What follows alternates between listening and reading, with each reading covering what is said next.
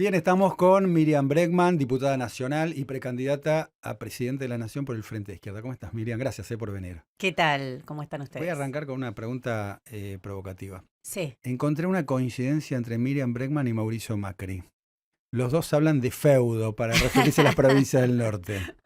Bueno, es una diferencia, una coincidencia específica, pero una desigualdad estratégica, porque él sostiene los feudos en el interior, él sostiene feudos en muchas provincias donde gobierna Juntos por el Cambio. Ahora, con toda esta discusión que hay de la Corte Suprema, que me parece un fallo bastante escandaloso, ¿no? Suspender elecciones a pocos días, agarrar solo un aspecto que tienen antidemocrático, las elecciones del interior, y casualmente el elemento que agarran es el que le conviene a Juntos por el Cambio, una Corte Suprema que está cada vez más encolumnada políticamente. Pero si yo pregunto o te pregunto, ¿qué diferencia hay entre la relación con el Supremo Tribunal de Tucumán que tiene Mansur, Ujú. o Uñac con el de La Rioja, o Gerardo Morales con el de Jujuy? No vas a encontrar mucha diferencia. Entonces, encontrar republicanos en un bando y en el otro se te hace bastante difícil. Bueno, te metiste con el fallo de la Corte. El cuestionamiento es por el momento en que dicta este fallo que suspende las elecciones en San Juan y Tucumán, con los argumentos por los cuales lo suspende. Un poco de todo, porque, mira, el argumento que quieren perpetuarse en el poder y que violan las propias normas, eso es indefendible. Nadie puede defender que sacan constituciones, se lavan la cara diciendo que va a haber alternancia en el poder y después ellos mismos buscan todas las maniobras Sí. para violarlo, eso es O indefendible. reforma la O Constitución. reforman las constituciones. Pero me parece que de conjunto hay que diferenciar dos cosas o mencionar dos cosas. Uno, Cortes Supremas, una Corte Suprema Nacional cada vez más encolumnada, como te digo, con la oposición política, a intervenir Ujú. políticamente, diciendo quién puede ser candidato o candidata, metiéndose en la coparticipación, es decir, con distintos temas netamente políticos. Y por el otro, sistemas provinciales totalmente arbitrarios y restrictivos. Entonces, una cosa no elimina a la otra. Lo que están haciendo en Tucumán, donde le buscan si fue vicepresidente o no fue vicepresidente, lo que están haciendo, Vicegobernador. vicegobernador, perdón, o lo que están haciendo en San Juan, de estar contando a ver si primer periodo, segundo periodo, son trampas, pero insisto, una de las tantas trampas. En Tucumán, quien va a buscar nuestra boleta, aprovecho a saludar a nuestra Mm. candidata Alejandra Arregues en la provincia, que estuve haciendo campaña con ella allá, con Nicolás del Caño, tiene que elegirla entre 140, 150 listas en la mesa. Porque hay todo un sistema de colectoras, acople, van inventando ley de lema, ya no saben qué inventar en las provincias Ujú. para perpetuarse en el poder. Y después me da un poco de gracia, porque escucho analistas políticos diciendo ganan los oficialismos. Bueno, si no ganan con todo, el aparato, te hacen imprimir las boletas, vos te tenés que pagar tus propias boletas, no tenés espacio de publicidad, algo que es la Mm. ley nacional para las campañas nacionales, lo han reducido, pero mínimamente está Ahora, garantizado. dijiste lo de las boletas. ¿Qué va a pasar en San Juan, donde sí va a haber elección, excepto a gobernador y vicegobernador? ¿Se tienen que reimprimir las boletas? Bueno, esa es la gran pregunta que tenemos. Es la gran pregunta que tenemos, es la pregunta del momento. ¿Cómo van a resolver? Porque allí todo el costo corre por cuenta de los Ujú. partidos y nosotros no somos partidos que tenemos fondo para estar tirando boletas, imprimiendo de nuevo. Ellos no pueden explicar de dónde sacan los fondos, nosotros sí, pero esto nos cuesta enormemente, no es algo tan fácil. Entonces, esto de la Corte, de decidir sobre el momento, cuando ya está hecha la impresión de las boletas, en una causa donde la Corte se arroga la competencia originaria, es decir, esto lo tengo que resolver yo, o resolvés todo y resolvés todas las trampas del sistema electoral, o estás jugando políticamente. ¿Estás a favor del juicio político de la Corte Suprema, los miembros de la Corte? Mira, yo vengo participando de ese juicio. Veremos que llega al recinto. Ahora, ¿la Corte es altamente cuestionable? Sí. Los motivos por los que cuestiona el Frente de Todos, me parece que centralmente, es distraer la atención sobre un gobierno totalmente fracasado, que no cumplió ninguna de las promesas Ujú. que hizo, e intenta distraer ahí. Hay temas que se le cuestionan a la Corte, que yo coincido, el 2 por 1 fui, creo que cabeza de ese cuestionamiento. Difícil sería que yo te diga ahora, no, el 2 por 1 no es motivo. Mm. No, sí, el tema es que las alternativas que presentan son alternativas que no son democráticas. ampliar el número de jueces de la Corte, que es lo que dijo Sí. Alberto Fernández. ¿Vos te acordás cuando la Corte tenía 9 miembros? ¿La recordás como una Corte más democrática o una Corte más subordinada? No, de hecho hubo una avanzada para reducir la cantidad de miembros de la Corte en su momento. O sea, van y vienen Claro, los mismos protagonistas que en algún momento proponían ampliarla y ahora proponen exactamente. reducirla. Entonces Yo creo que no tiene que ver específicamente con el número. yo tampoco, y me da mucho miedo esto de 25 miembros que dijeron en un momento donde cada gobernador pondría su delegado. Mirá lo que Ujú, está pasando en las Cortes provinciales. Vos querés ujú. trasladar eso a nivel nacional, es decir, que le permiten a Uñac presentarse las veces que quiera, le permiten a Mansur presentarse las veces que quiera, y ese mismo personal político va a enviar un delegado a la Corte. Entonces, la Corte es altamente cuestionable, pero las alternativas que proponen para cambiar eso también. Nosotros creemos que los jueces tienen que ser elegidos por el voto popular, que no puede haber un poder Sí. contramayoritario, es decir, que su objetivo sea controlar que no se cuele Ujú. ningún reclamo popular, es exactamente al revés. La Corte es una casta, utilizando una palabra que está como muy en boga por estas horas. No, la palabra casta es una palabra que la izquierda siempre utilizó. Desafío a cualquiera que lo Ujú. googlee ahora y lo busque, porque hay castas dentro de este sistema capitalista. Y el Poder Judicial es una casta, es una corporación, la más antidemocrática de todas, porque se eligen por definición, por componendas entre los partidos mayoritarios, se eligen con estatización de la rosca que se hizo con el Consejo de la Magistratura en la Constitución del 94, es decir, se legalizó la rosca, se estableció un lugar donde rosquear y Ujú. apretar a los jueces, sacarlos, ponerlos según los acuerdos políticos que haya, y evidentemente hay que cuestionar eso, es una corporación llena de privilegios. Una de las personas que ha recuperado en todo caso la palabra casta, ya que la viene utilizando la izquierda, es Milei, ¿no? Sí. Y viene en los últimos tiempos apareciendo como un fenómeno con gran cobertura, y también con la decisión de distintos sectores de la política de direccionar sus críticas a esta persona, ¿no? Como de alguna manera poniéndolo en el centro de escena. Quiero tu opinión sobre Javier Milei. Bueno, mira, cuanto más opinamos de él es un problema, ¿no? Pero está bien, hay que explicar qué significa. Y lo voy a enganchar con lo que estábamos hablando del tema de la casta. Javier Milei es un invento de las clases dominantes, de los sectores de poder, algún sector mediático muy concentrado, para distraer la atención sobre los dueños del país. Con Milei vos podés cuestionar la casta política, pero no los verdaderos factores de poder. Está creado para eso, para que el descontento que hay, muy fresco todavía con Juntos por el Cambio y el desastroso gobierno de Mauricio Macri, para el descontento que hay con el desastroso gobierno del Frente de Todos, solo llegue hasta el personal político. Solo llegue hasta ahí. Milei tiene ese gran objetivo, que vos no quieras romper todo en el sentido, no que lo dice él, sino de cambiar el sistema profundamente, sino Ujú. que todo tu enojo solo se dirija hacia el personal político, pero manteniendo los privilegios y las conquistas que las clases dominantes han obtenido bajo el gobierno de Juntos por el Cambio y bajo el gobierno del Frente de Todos. Ahora voy a tomar tus palabras, porque medio por la descripción aparece como un Frankenstein que han creado Un algunos títere, dirigentes. yo no le pondría, Frankenstein, por tanto miedo no me da. Bien, Un títere. un títere, pero también lo calificaste como osito mimoso, creo que esa fue tu definición, ¿correcto? Claro, porque Milei, viste que grita, nos grita a las mujeres, grita en los actos, dice zurdos van a correr y se hace el guapo. Pero vos lo viste cuando se sienta con el poder económico, cuando va al Yao Yao, cuando va a alguno de esos eventos del poder económico. Es un osito mimoso. Toma cafecito, les da la manito, no eleva la voz, Ujú. va maquilladito y peinadito. Es decir, todo lo demás es para nosotros. Él ahí no trata, si no Mm. les dice ustedes van a correr, ¿eh? No dice empresarios van a correr porque aumentan los precios todos los días. Vos te cruzaste con quien a quien Milei eligió como su compañera de fórmula, con Sí, Villarruel. sí, ella se cruzó con todos los que luchamos por las libertades democráticas y los derechos humanos en la Argentina. ¿Cuál Sí. fue la razón?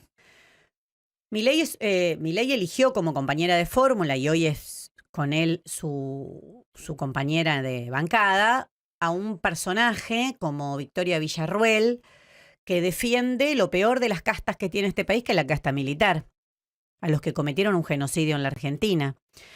Y ella elige provocar todo el tiempo, las pocas veces que habla, porque la verdad no cumplen ningún rol, o sea, todo lo que él dice en los medios, que va a cuestionar las políticas económicas, es mentira, en el Congreso no lo hace, no va a las reuniones, no, lo encontrás en el bar durante las sesiones, no en el recinto, todo eso no lo hace.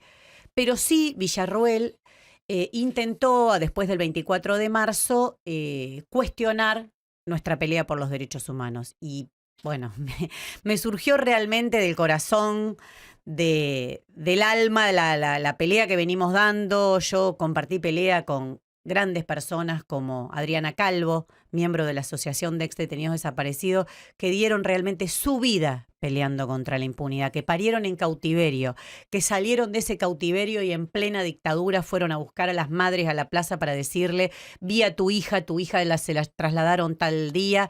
Me emociono de solo contar lo que esas personas vivieron. Y que Ahora, Villarroel, una mujer además, una mujer, a las compañeras las violaban en los centros clandestinos los personajes que ella defiende. Se apropiaban de sus bebés. ¿Cómo se puede ser tan cruel? te pregunto a propósito de esto, si en la Argentina de los últimos tiempos se cayeron, se perdieron, se desactivaron los consensos básicos. Pongo dos ejemplos, desde que Macri recibió piedrazos en Villa Traful hasta el intento de asesinato de Cristina Kirchner. La sensación que tengo es que no hubo una reacción masiva de la política frente a hechos de esa envergadura. Digo, cuestionándolos, como diciendo, bueno, hay un límite, esto no. Hay hechos de distinta entidad. El caso del atentado contra Cristina Fernández de Kirchner es muy claro, porque no es violencia política, como decía Spert, o Milei también utilizó Spert. Violencia política. No es violencia política. Son sectores de ultraderecha que se montan sobre todo este tipo de expresiones políticas y este caldo de cultivo y atentan contra la vicepresidenta de la Nación. Por eso nos investiga a fondo. ¿Cómo puede ser que todavía estamos discutiendo las pericias de los celulares? ¿Cuánto tiempo pasó? Bueno, hay una situación ahí. Yo no tengo ningún problema en repudiar el atentado, Cristina. Hablé en esa sesión. Ahora, Patricia Bullrich todavía no dijo una palabra. ¿No es llamativo? Bueno, pregunto por eso, ¿no? El tema de los consensos básicos. Me parece que toda la política debería reaccionar ante hechos como esos. Es que no existe la política, ni existen los consensos básicos. Yo no tengo ningún consenso básico con Patricia Bullrich. Ninguno, ni uno solo. Bueno, consensos básicos en la política es, bueno, hay un límite, discursos del odio, intentos de atentado, No existe agresiones. ese límite. A mí me han dicho judía de mierda y no todo el mundo repudió. No existe ese límite. Realmente no existe. ¿Nunca existió?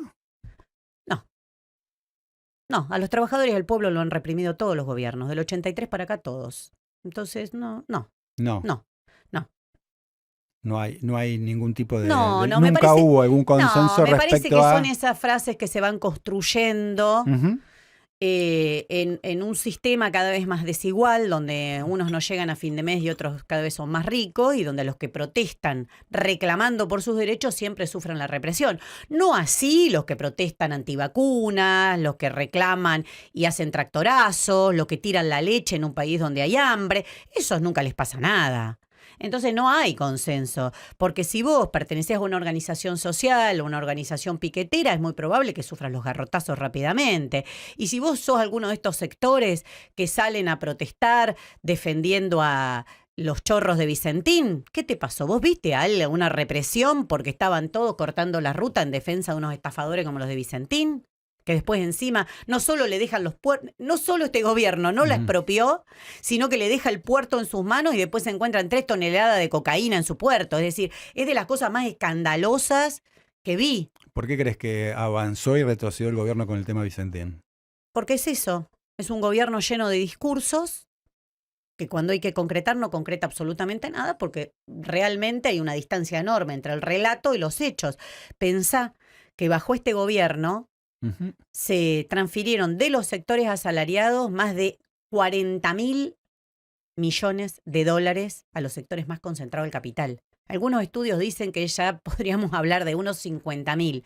Y estos estudios lo hizo Cifra de la CTA, no lo hizo la Izquierda Diario ni mi partido el PTS. Ujú. Te digo para que no pienses que entre el gobierno de Mauricio Macri y el gobierno, los 2 años primeros años de gobierno del Frente de Todos, se le sacó a los sectores asalariados 70.000 millones de dólares y se transfirieron a los sectores más concentrados del capital. En ese esquema, expropiar Vicentín no entra ni a palo. Lo que pasa que dentro del propio Frente de Todos hay algunos que tienen un discurso de mostrarse, bueno, no todos somos iguales, pero la política es una. Vos podés diferenciarte en el relato, pero después la política es una y esa es la realidad. La realidad es que es un gobierno que tiene una política central que favorecer a los sectores más concentrados de la economía y que las peores leyes que sostienen esa política la votaron todos. Cuando Alberto Fernández dijo, mira, te voy a contar una cosa que me causó mucha indignación. En el discurso de apertura de las sesiones de este año, entre las cosas que dijo Alberto Fernández, celebró lo que habían ganado las automotrices. Que ahora leí ayer que siguen ganando muchísimo, ¿no? Es uno de los sectores que sigue en punta y sigue creciendo. ¿Por qué les dieron retenciones cero? ¿Por qué el sector que más gana, más concentrado en la economía, votan todo el Frente de Todos, es decir, todas las salas, los que ves rebeldes por televisión también, todas las salas de Frente de Todos, más todas las salas de Juntos por el Cambio, darle retenciones cero hasta el 2031. ¿A vos te parece muy equitativo eso? Cuando si vos tenés un kiosquito acá a la vuelta en la calle Gorriti y no pagás tus impuestos, seguro te cae la FIP. ¿A vos te parece equitativo que un trabajador pague ganancias, que un trabajador pague IVA? Bueno, vamos un poquito a hablar de bueno, pero no es muy equitativo, ¿no? Vamos a hablar de la economía. ¿Cuál es, digamos, estamos con el tema de la inflación de arrastra hace muchísimo tiempo, más del 100% en un año. ¿Qué propone el Frente de Izquierda para la inflación, para tratar de combatir la inflación? Primero, el Frente de Izquierda fue el que dijo que iba a haber mucha inflación este año. No nos olvidemos. Porque acá todos decían que la inflación bajaba. Los únicos, e invito nuevamente, busquen Miriam Bregman, Nicolás del Caño, cuando se firma el acuerdo con el FMI, se ratifica en el Congreso, dijimos el acuerdo es inflacionario. La base de este acuerdo es inflacionario. El FMI te pide tasas positivas. Es inflacionario y en perspectiva es recesivo. ¿Qué está pasando? Bueno, primero no nos asombremos porque hay inflación cuando vos votaste un acuerdo que es inflacionario. Que la base del acuerdo es inflacionario, que la base del acuerdo es aumentar las tarifas. ¿Qué iba a pasar? ¿Se le van a comer las empresas el aumento de tarifa o te le van a trasladar a los precios? Entonces, primero eso. Segundo, para combatir la inflación lo primero que hay que hacer es que ningún salario pierda contra la inflación. Hoy la clave, el esquema que armó el Frente de Todos en su gran acuerdo con los sindicatos es que los salarios vayan por detrás de la inflación. Entonces, como dijo Brown, el de la Anónima, ¿qué hago yo? No sé si lo recordás. Riéndose con una cosa un poco macabra, remarco. ¿Y el trabajador a quién remarca? A nadie. Vos mencionaste el fondo, ¿no? Como el acuerdo inflacionario. ¿Qué haces con ese acuerdo? Si el Frente de Izquierda, si te convertís en presidente de la Nación. No, presidente de la Nación no. Hoy hay que empezar a pelear. Ese acuerdo hay que desconocerlo. Hay que hacer un desconocimiento soberano. El gobierno no lo va a hacer. Por eso te digo. Bueno, hay que pelear por hacerlo. Entonces, todos los que hoy se quieren diferenciar dentro del Frente de Todos con el gobierno y hablando contra el FMI, yo los invito a pelear contra el acuerdo con el fondo. ¿Por qué? Porque ese acuerdo no solo es ilegítimo, porque no es un préstamo. Un préstamo es cuando yo te presto plata para que vos compres algo, haga algo y me la tenés que devolver en forma razonable. Ese acuerdo es un mecanismo de dominación. Para eso está el Fondo Monetario. El Fondo Monetario no es un banco. El Fondo Monetario que es otro tipo de estafador, ¿no? Que no se entienda que estoy defendiendo los bancos. Es un mecanismo de dominación cuyo contenido es tener atado a los países e imponerle una serie de medidas. Como, por ejemplo, reforma de los sistemas jubilatorios. Medidas, decís, ajustes. Ajustes y medidas estructurales como reformas de los sistemas jubilatorios. Entonces, cuando el gobierno me vende a Sergio Massa como el piloto de tormentas, vos decís, no, es el piloto del ajuste. Es el piloto del ajuste. Sergio Massa es el piloto del ajuste bancado por Cristina Fernández de Kirchner y todas las salas del Frente de Todos. Por eso te digo, en cada cosa vos tenés que separar el discurso de la realidad. Hoy Sergio Massa no se sostendría con 7 y pico % de inflación por mes, con el ajuste que está haciendo, con prácticamente ningún laburante llegando a fin de mes si no tuviese el apoyo de Cristina Kirchner. En el podio de las demandas de la gente en general, bueno, hablamos del tema de la inflación, ¿no? Uno de los temas. Otro tema suele ser el tema de la inseguridad, que siempre está ahí arriba, ¿no? La demanda de la gente. ¿Qué propone la izquierda? Siempre aparece como un tema incómodo para la izquierda. La derecha me parece que en ese sentido es como más práctico, ¿no? La Taser, que esto, lo otro. La izquierda, uno escucha distintas versiones respecto a qué hacer. Pero ¿qué propone No es mi Miriam caso, Bregman? no es mi caso. Me parece que ese es un sentido común que tenemos que erradicar. La derecha hace demagogia. La derecha hace demagogia, total. Yo te pregunto, después de las leyes Bloomberg, Sí. No ¿hay pasó. más o menos inseguridad? No, aparte se avanzó y se retrocedió con las Bueno, leyes entonces Bloomberg, ¿no? esto es una chantada. No digamos que tienen propuesta gente que lo que hace es demagogia. ¿Sabes por Ahora qué? te lo digo desde el discurso, ¿no? No, El yo te voy a discurso, contestar el discurso de los dirigentes de derecha es demagogia. mano dura, más patrulleros, Taser, etcétera, etcétera. Genial, porque habrás escuchado lo que pasó hoy en un barrio acá en el Gran Buenos Aires, o vamos a Rosario por poner el ejemplo mayor. No, lo que pasa está ¿Las claro. fuerzas de seguridad son parte del problema o la solución? ¿Están en el entramado del narcotráfico o están por fuera y son angelitos que lo combaten? Bueno, claramente. Tenés además, a todas las cúpulas involucradas. Por eso, en Rosario hay muchos ejemplos de la complicidad Muy policial bien. con el narco. Entonces yo te digo, ¿qué es más efectivo en Rosario? ¿Mandar gendarmes para sumar problemas o expropiar los puertos y que el Estado tome el control, bajo control de sus trabajadores, para tener un estricto control de lo que entra y lo que sale, y terminar con el narco que sale y entra por los puertos privatizados de Rosario? Es más efectivo. Segunda pregunta, ¿es más efectivo cambiar el jefe de la cúpula policial y poner otro que rápidamente será comprado por el narco de turno? ¿O cambiar la ley de entidades financieras heredada de la dictadura y la estafa que propuso Mauricio Macri y votaron grandes sectores del peronismo? Llamativamente algunos nombres del peronismo, que es la ley de sociedades por acciones simplificadas, que la vendían como una ley en el 2016, que era para los emprendedores.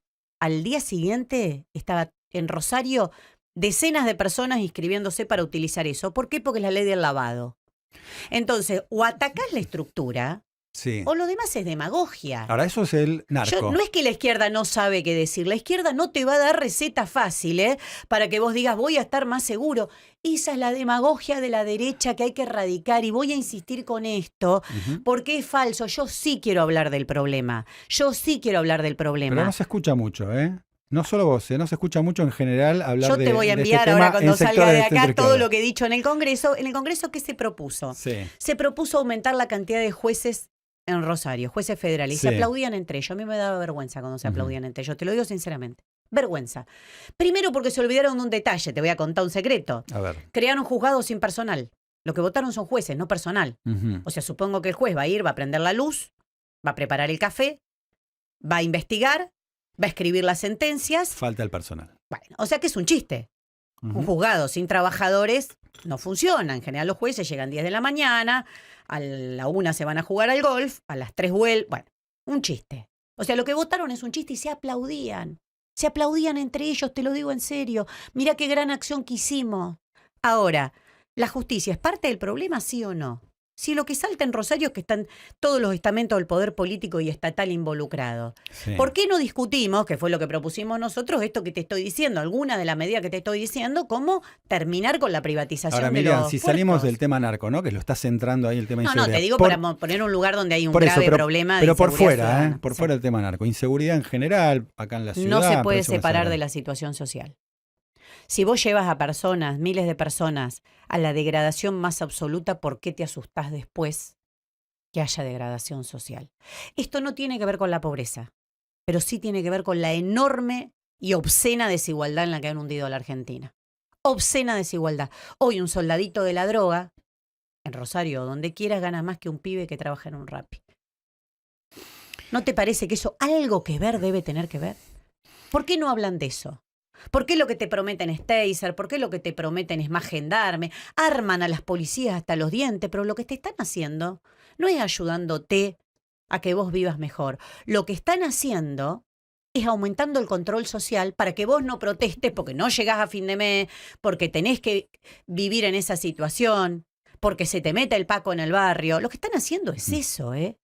Entonces, es tanta la demagogia y es tanto el discurso que hay que desarmar, porque ¿por qué estalla a partir de los 90? ¿Qué pasó en los 90 que Argentina de golpe empiezan a crecer eso? Pasa todo esto que te digo. Se le dio los puertos a las empresas privadas, se le dio el control de la entrada y salida de divisas a la cerealera, se ampliaron las leyes y se ratificó la ley de entidades financieras, la dictadura, que te digo es la base de todo esto. Se amplían las leyes como esta que hizo Mauricio Macri con la complicidad del peronismo, la ley de sociedad por acciones simplificada, y se le da la estructura jurídica que necesitan para lavar dinero.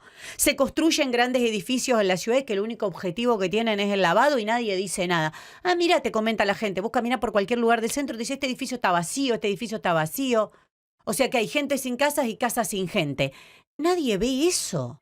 Ahora, Y después te dicen que dándole una pistolita más a la policía, no, lo que te están diciendo es que van a controlar.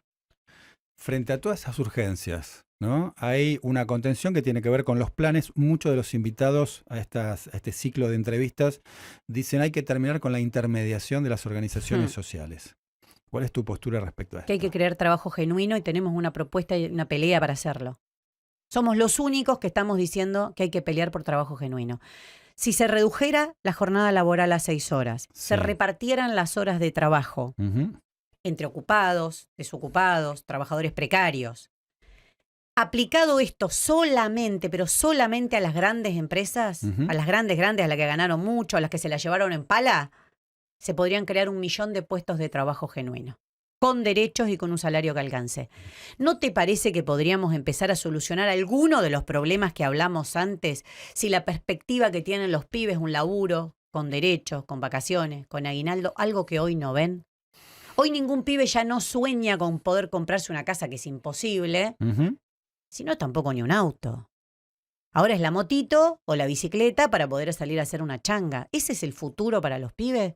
Por eso hay que cuestionar el sistema de raíz. Esto no va a ningún lado. Ahora, y todos escucha, te hacen demagogia, repiten lo mismo. ¿Por qué haciendo lo mismo vas a llegar a otro lado? Te quería preguntar esto, porque uno escucha, bueno, una coincidencia con la CGT, que vos sos muy crítica a la CGT, una coincidencia respecto a la reducción de la jornada laboral que lo han propuesto, ¿no? Sí, pero no, de nuevo, señores de la CGT, ya los conocemos. ¿Y por dónde? ¿Y qué vamos a hacer? Porque ellos podrían hacer algo por la reducción de la jornada laboral, en vez de firmar convenios de extensión horaria como hacen en las empresas.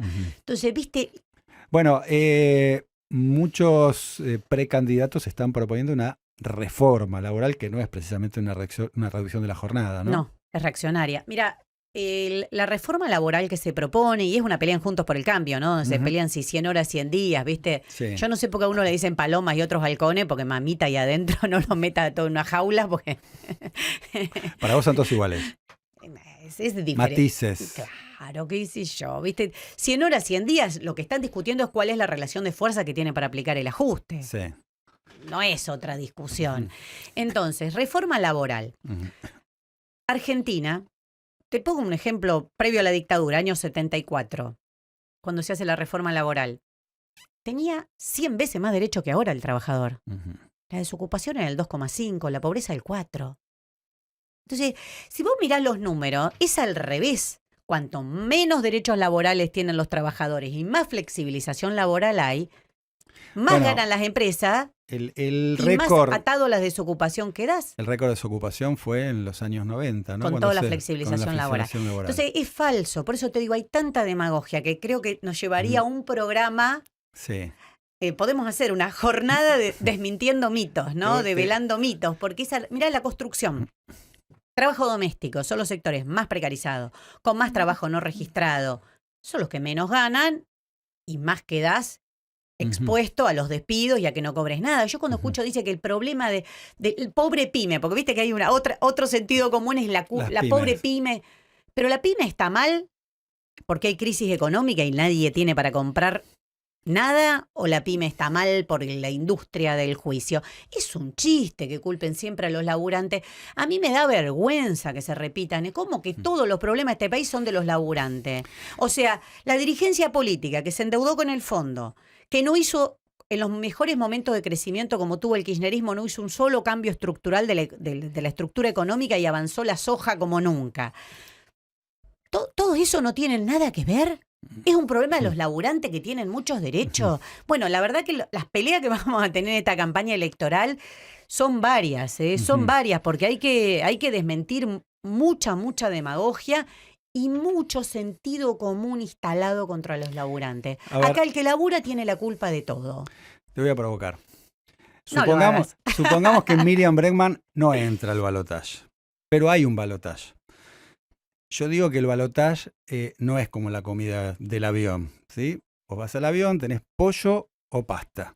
Pero en verdad tenés 3 opciones. Elegís pollo o pasta y si no querés ninguna de las 2 opciones, no comés. Ahora, en las elecciones hay pollo o pasta en un balotaje. Hmm.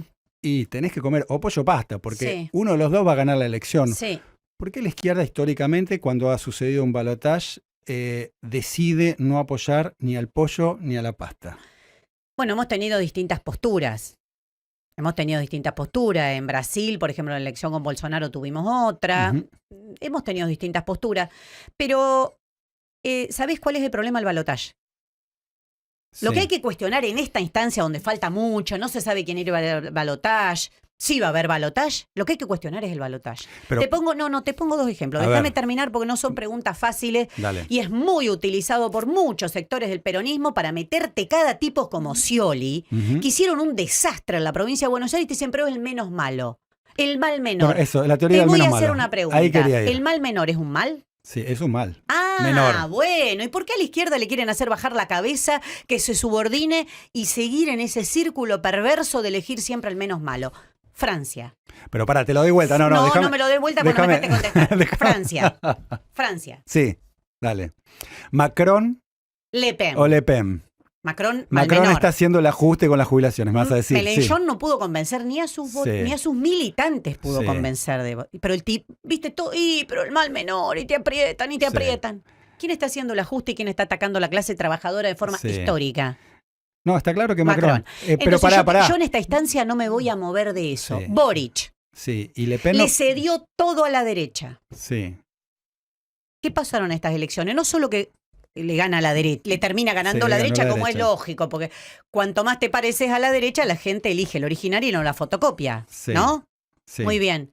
2 millones de votos nulos, Ujú. de repudio a ese tipo de políticas. Bien. Yo te dije que te iba a provocar, ¿no? Sí, pero yo te estoy contestando, Sí. porque la Me verdad quedó es, claro. es que el balotaje Sí. es el mecanismo de sostenimiento de democracias capitalistas degradadas. Está bien. Yo lo que estaba pensando cuando te hacía esta pregunta es, efectivamente es el mal menor, porque vos estás eligiendo entre 2 candidatos a los cuales considerás que no son buenos para gobernar un país.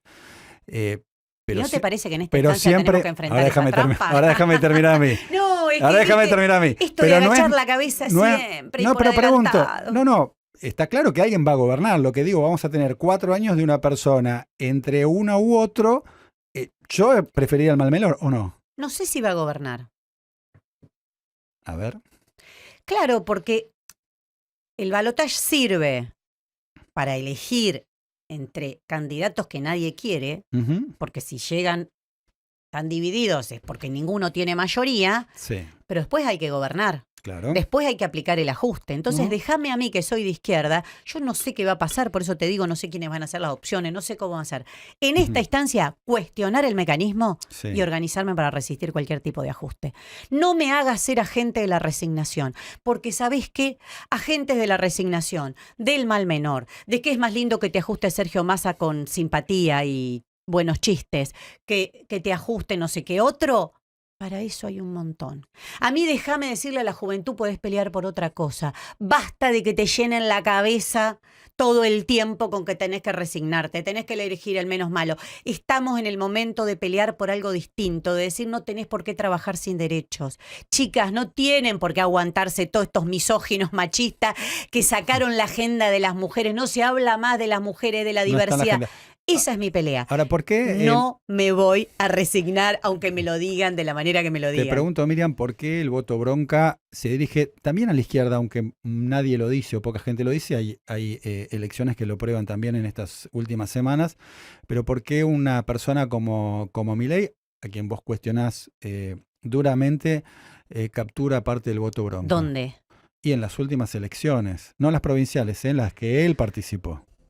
Bueno, la izquierda hizo su mejor elección nacional en las últimas elecciones. Fuimos la tercera fuerza. ¿Lo escuchaste Sí. que alguien lo diga? Sí, te lo acabo de decir hace un ratito. No, porque se construye sentido común y el fenómeno se retroalimenta. Si yo digo que la alternativa al Frente de Todo y Junto por el Cambio es Milei, Ujú. si lo subo al ring como lo subió Cristina Kirchner, Sí. probablemente termine creando el antagonista yo. Ujú. Entonces, ojo con eso. Ojo.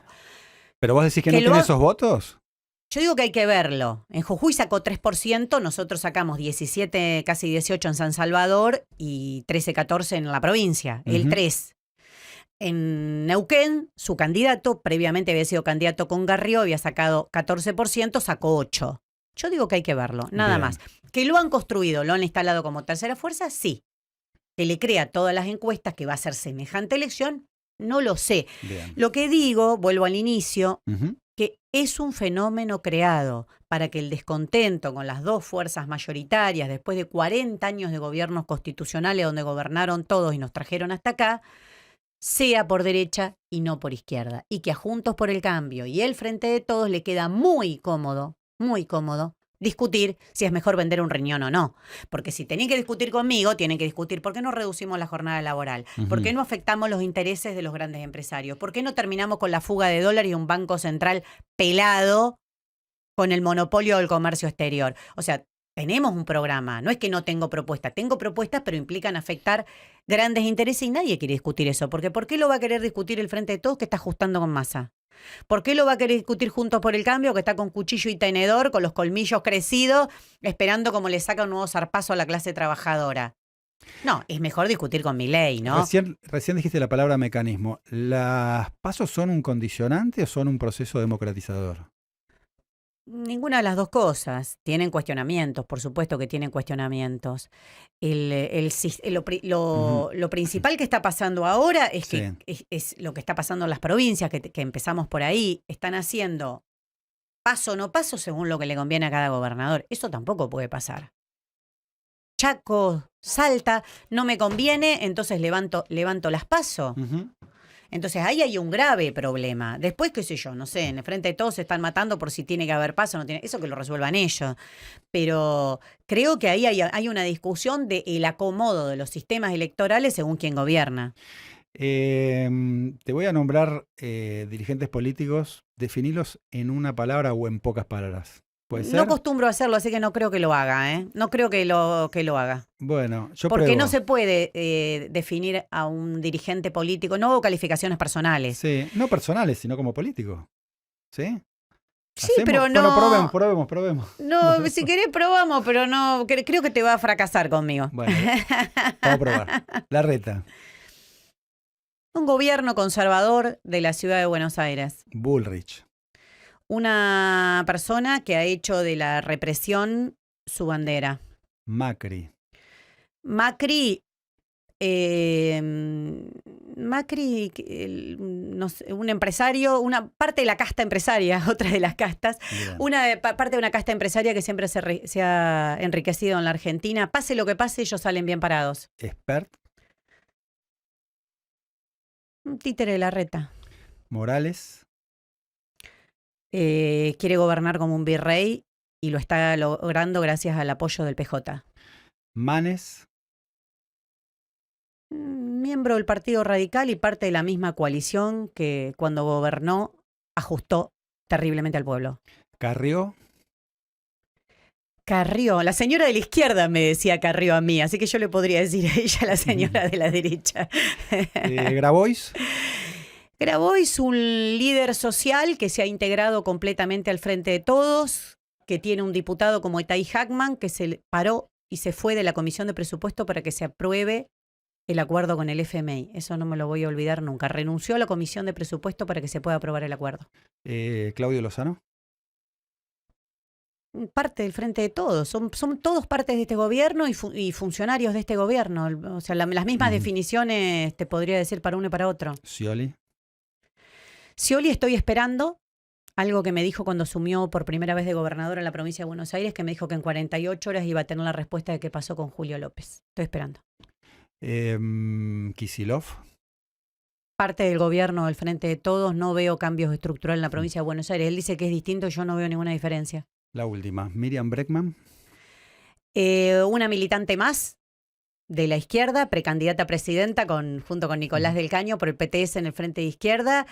Y ante todo eso, una militante. Quiero transformar esta realidad de verdad y quiero pelear contra tanta resignación que quieren meter en la cabeza de las mujeres, de los trabajadores, de la juventud. Viste que pudiste responder. Sí, pude responder, pero viste, a veces es muy personal, no me gusta ese tipo de calificaciones. Me parece que hay que calificar. Todos los que nombraste gobernaron. Y está a la luz y está a la vista lo que hizo cada uno. Gracias, Miriam. Por favor, gracias a vos.